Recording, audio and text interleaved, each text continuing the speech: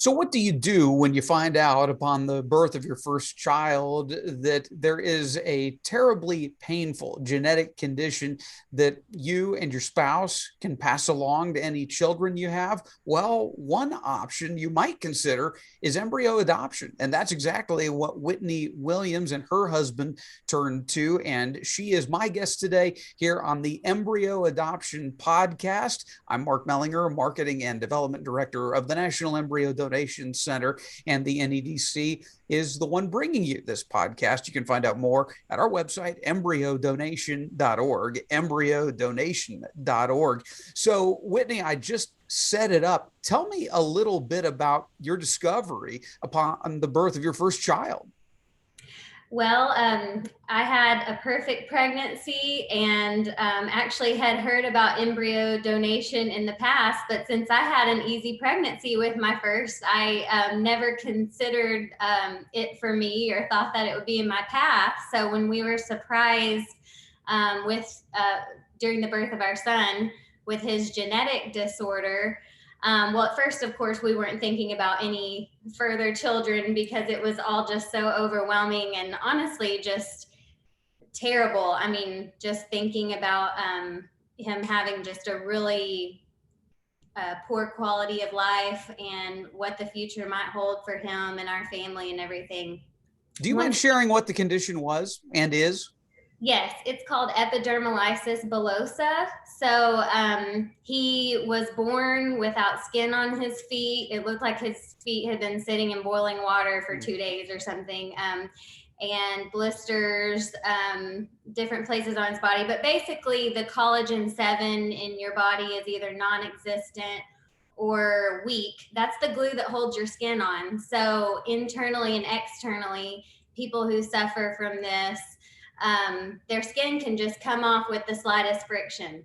So it causes just a terrible host of problems inside and outside. And we had a lot of wound care for him the first year and just suffering and wondering and just, crying out to the Lord, feeling so helpless as parents.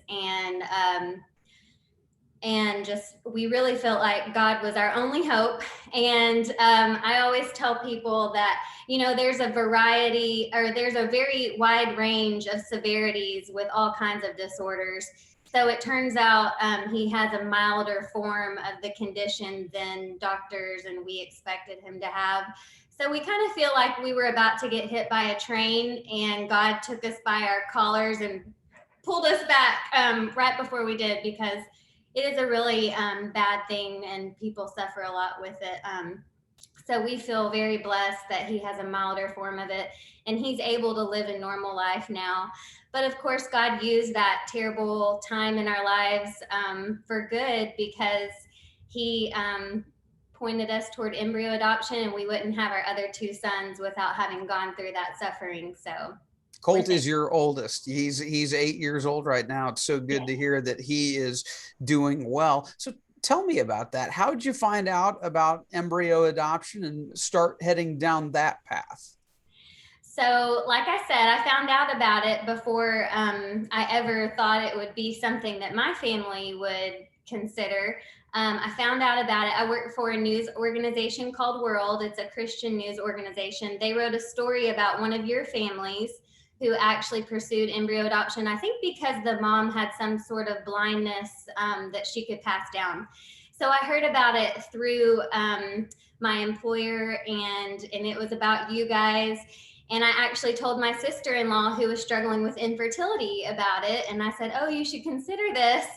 And never thinking that it would be for me one day. And so I remember at that time, my husband and I talking about IVF and leftover remaining embryos, and him saying, well, isn't that kind of like abortion when people just discard them and trash them? And we were thinking, yes, And so for it to come full circle and really just be so personal to us later on, I think is just a really cool God thing. But anyway, so after our first son was born and we got through all of that and we felt like maybe we wanted to have more children, I did call you guys first because I was just so impressed with your ministry and your work, the prices, honestly, compared to other places, and how easy and simple it seemed you make it, and also just your heart for the embryos and their little lives.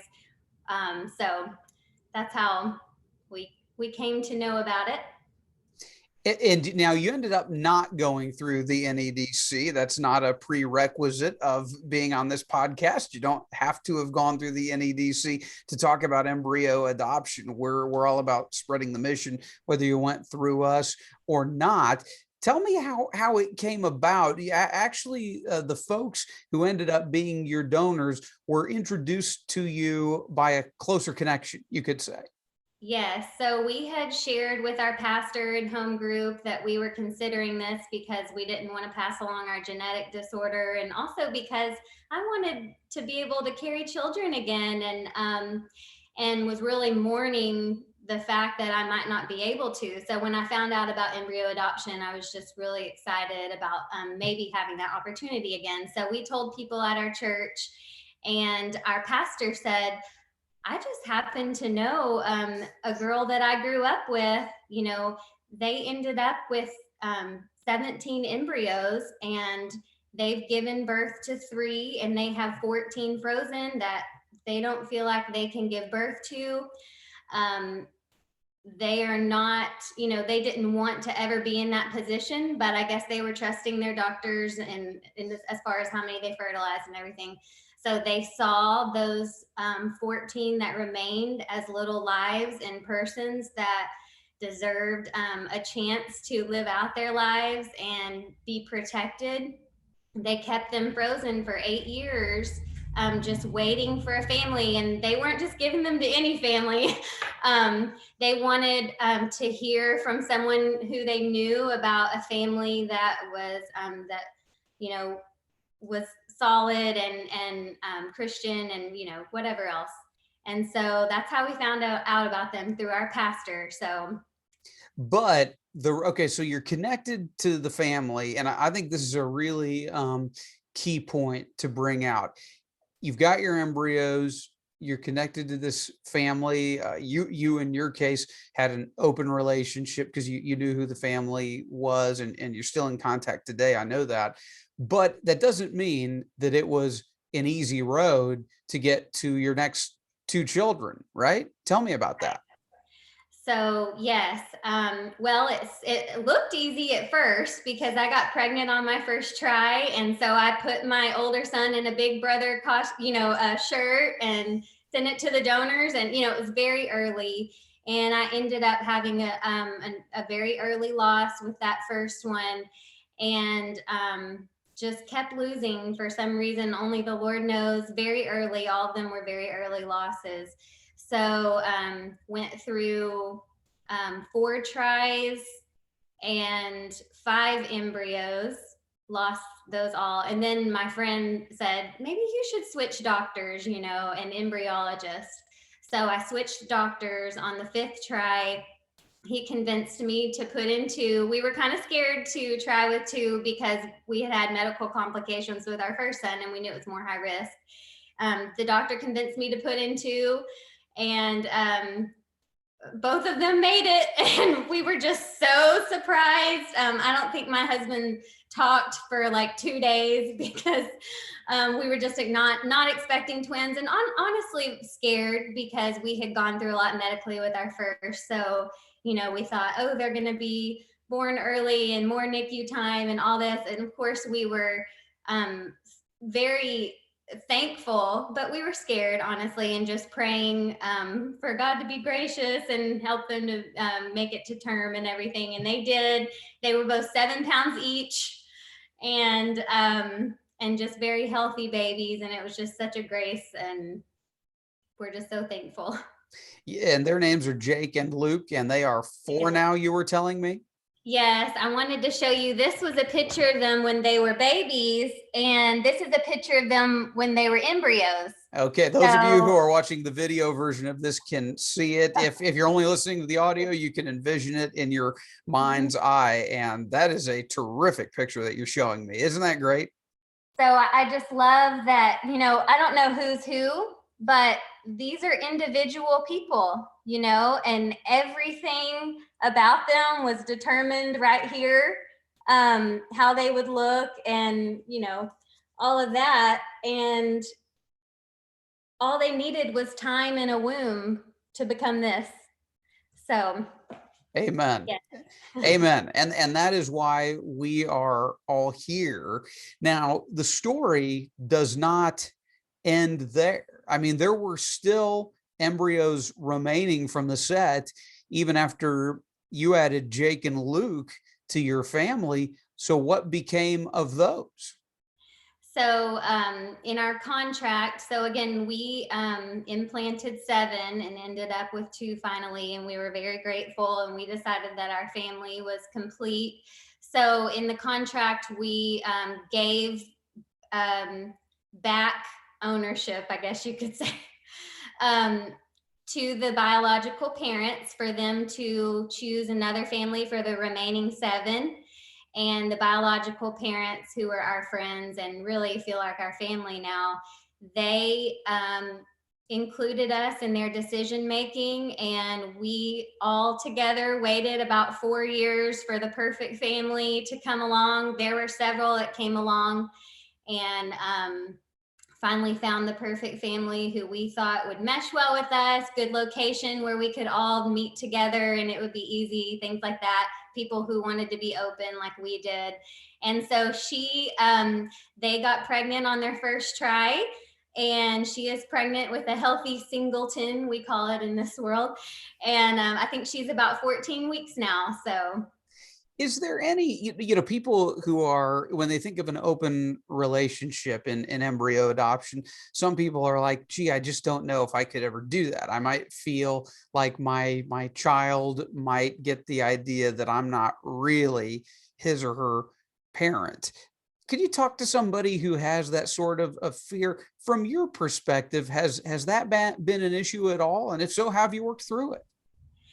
I probably had that fear before I gave birth to these boys, or before I had this huge belly and I was carrying them. But just first of all, going through pregnancy with them, I mean, you just form such a bond. You're their mama, and you're feeling them grow inside of you, and you're seeing them on the screen, and you're bonding with them just like I was with my biological child. It was no different.